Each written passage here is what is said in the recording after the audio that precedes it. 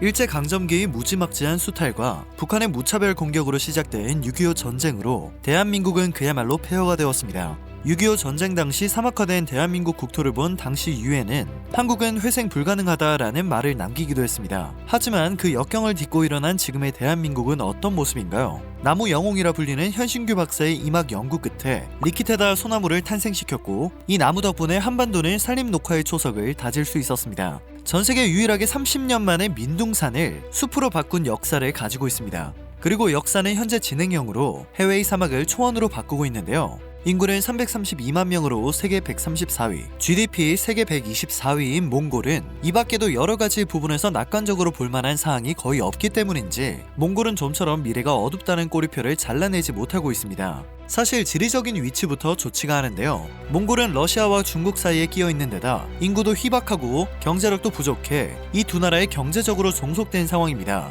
제일 중요한 것은 바다와는 거리가 먼 내륙국이기 때문에 항만이 없다는 것입니다. 경제 성장에 굉장히 중요한 해상 무역이 불가능한 것입니다. 어쩔 수 없이 철도 수송을 해야 하는데요. 그러기 위해서는 반드시 러시아와 중국을 거쳐야 하는 한계점을 가지고 있는 상황이죠. 또한 공업국가로 발전시키기 위해서는 물이 풍부해야 하는데 바다가 없다는 최악의 조건 외에도 몽골에서는 극심한 사막화가 진행되고 있습니다. 땅에도 물이 부족하기 때문에 공업 용수가 절대적으로 부족한 건 당연한 일이고 농경도 힘든 상황이죠. 실제로 농사가 잘 되지 않기 때문에 몽골인들은 채소보다 고기를 월등하게 많이 먹고 살아갑니다. 그런데 이러한 몽골의 상황에 한국인들이 기적을 선사했습니다. 불가능할 것만 같아 보이는 일도 가능하게 만든 한국인들의 투지에 몽골인들은 경의를 표했고 한국 사랑으로 그 보답을 이어가고 있습니다. 지구온난화가 가속화되며 몽골 평균 기온은 지난 1981년에서 2010년 사이 평균보다 5도에서 8도 상승했습니다. 이와 같은 기온 상승 현상에는 목축업의 영향도 있는 것으로 파악됐습니다. 몽골은 노동 인구 중 29%가 목축업에 종사하고 있고 약 7천만 마리의 가축이 방목되고 있을 정도로 목축업의 규모가 크기 때문입니다. 그러나 앞서 전해드린 것처럼 몽골이 가지고 있는 지리적 한계 때문에 당장 목축업의 규모를 줄일 수도 없는 상황입니다. 엎친 데 덮친 격으로 가뭄까지 이어지며 몽골은 극심하게 건조해졌고 결국 토지의 76% 이상이 사막으로 변화하게 됩니다. 그리고 엄청나게 넓어진 몽골의 사막은 2000년대 초부터 우리나라를 포함한 주변 국가에 영향을 미치기 시작했죠. 봄이면 하늘을 뿌옇게 덮던 황사의 주범 역시 몽골의 사막화도 있었습니다. 그린피스는 올해 초에도 몽골의 사막화 등으로 인한 모래 폭풍에 한국과 일본의 대기질까지 영향을 받고 있다는 의견을 밝혔습니다. 당시 피해를 받은 국가들은 몽골에 날이선 비난을 쏟아낼 수밖에 없었는데요. 한국의 한 환경단체들은 달랐습니다.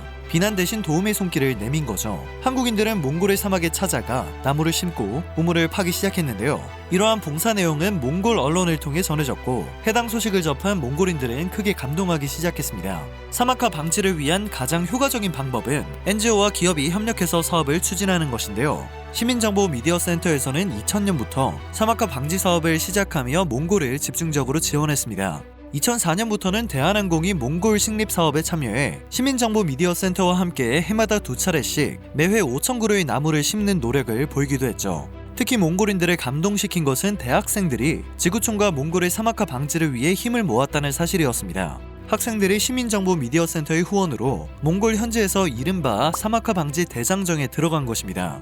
이 대장정에는 장애인과 비장애인 대학생은 물론 NGO와 학계, 국회의원 등 각계 각층에서도 참여를 했는데요. 대장정을 통해서는 사막화가 되어가는 현장을 방문해 나무를 심고 가꾸는 의미 있는 실천이 실행되었습니다. 그전에도 한국의 자원봉사자들이 이 지역에 나무를 심은 적이 있었기 때문인지 당시 해당 지역 구청장은 직접 마을 입구까지 일행을 맞이하러 나오며 반가움을 감추지 못했습니다. 당시 봉사에 참여했던 관계자에 따르면 이전에 한국에서 방문한 자원봉사자들이 힘을 합쳐 심어둔 나무에서 잎이 돋아나 자라나고 있었다고 합니다. 죽은 나무도 있기는 했지만 희망을 확인한 학생들은 현지 관리인과 또다시 한국에 직접 가지고 온 어린 묘목을 심었고 또 자라고 있는 나무에도 물을 주었습니다.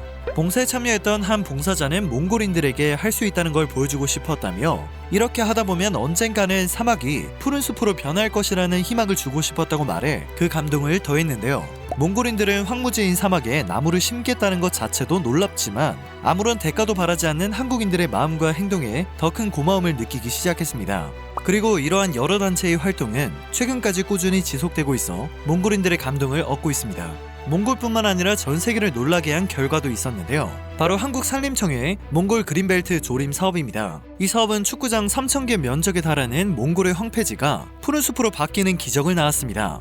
그간 방치되어 온 3,064헥타르 규모의 황폐지를 숲으로 가꿔가며 몽골에 진짜 희망을 선물한 것입니다. 특히 이 사업 효과는 단순히 외형적으로 숲을 가꿔 나가는데 그치지 않고 현지인들이 나서 대국민 나무 심기 캠페인 등으로 자국 내 녹색 바람을 일으켰다는 점에서 큰 의의를 가졌습니다. 심지어 사막에 비슬나무와 위성류, 싹사울 등과 식용으로 쓸 수 있는 블루베리 계열인 우울인 누드를 수확할 수 있게 해주었고, 수확한 열매를 투어 방문객들에게 판매할 수 있게 하는 등 이후 몽골인들이 수익을 창출하는 데 도움을 주기도 했습니다.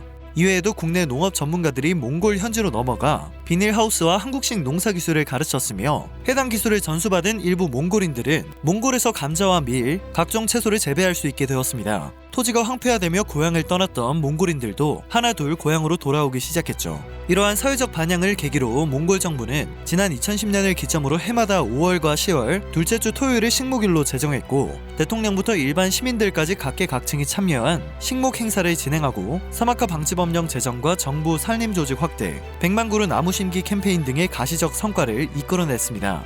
한다면 제대로 해내고 마는 한국인 특유의 끈기는 여기에서 멈추지 않았고, 산림청은 그간의 몽골 그린벨트 조림 사업이 앞으로 더 많은 성과를 낼 수 있도록 몽골 정부의 사후 관리 능력을 전수했습니다. 또 조림지를 안정적으로 직접 관리할 수 있도록 계속해서 도움을 주었죠. 그리고 결국 올해 한국과 몽골의 그린벨트 조성 사업은 매우 성공적이라는 외부 평가 결과를 받으며 각국의 인정을 받게 되었습니다. 1단계 사업은 2007년부터 2016년까지 총 3,046헥타르 사막 방지 조림, 2단계 사업은 2017년부터 2021년까지 조림지 이관 및 40헥타르의 울란바타르 도시숲 조성 등을 내용으로 했는데요. 코로나 상황임을 고려해 현지 방문조사 대신 수혜기관 및 사업 관계자에 대한 설문조사 및 자문조사로 평가가 이루어졌다고 합니다. 그럼에도 사업이 경제협력개발기구 개발원조위원회 평가 항목인 적절성과 효율성, 효과성 및 영향력에서 매우 높은 평가를 받게 되었습니다. 특히 영향력 측면에서 몽골 정부의 식목일 제정 및 시행, 토지 황폐화 및 사막 방지를 위한 법령 제정 등이 몽골 내 산림의 가치 및 중요성을 강조하는 정책이 수립되고 시행하는 데 큰 역할을 한 것으로 평가되었습니다. 때문에 몽골에서는 유별난 한국 사랑이 이어지고 있습니다. 특히 편의점 CU는 2018년 8월 울란바토르 샹그리아점을 시작으로 올해 상반기 기준 130개점을 운영, 현재 편의점 업계의 1위 자리를 지키고 있습니다. 같은 해 먼저 몽골에 진출한 미국계 편의점 서클K가 20여 개 점을 운영하는 것에 비하면 이것이 얼마나 놀라운 성과인지 알 수 있는데요. 1년간 평균 강수량이 200ml로 우리나라의 6분의 1 수준인 대표적인 물 부족 국가 몽골에서 CU 굿즈의 우산이 단 3일 만에 매진되는 사태까지 발생해 화제가 되기도 했습니다. 테이블에서 커피를 즐기는 사람도 많아서 현재 CU는 몽골의 스타벅스라고도 불리고 있습니다.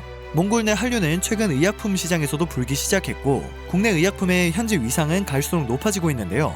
몽골은 수입 비중이 높아 유망 시장으로 꼽히는 만큼 국내 제약사의 활발한 진출이 기대되고 있습니다. 지난 24일 산림청은 또다시 몽골 울란바토르에서 몽골 환경관광부와 2022년도부터 추진할 양국 간 산림협력 사업 추진을 위해 한국-몽골 사막화 황사 방지협력 양해각서를 체결했습니다. 1, 2단계 사업을 마무리한 것에 이어 3단계 사업으로 산불 피해지 복원 등 산림 복원과 재해에 대응하고 소득을 창출하기 위한 사업을 추진하기로 한 것입니다. 최근 국경을 넘나드는 환경오염과 자연재해 등은 큰 문제로 대두되고 있습니다.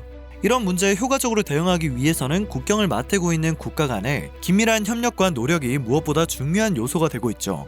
실제로 지난 6월 있었던 UN 총회에서 개최된 토지 황폐화 및 가뭄에 대한 고위급 회담에서도 국제기구 수장들은 기후변화와 생물 다양성, 토지 황폐화가 서로 밀접한 관련이 있음을 인정하며 상호 간 협력과 국제적인 노력이 필요함을 강조했는데요. 이미 기적을 선물한 한국은 다른 국가의 본보기가 되고 있는 상황입니다. 오늘 전해드릴 소식은 여기까지입니다. 영상이 정보가 되고 마음에 드셨다면 그것만으로도 감사드립니다. 늘 새롭고 유익한 뉴스를 전하는 로버튜브 되겠습니다.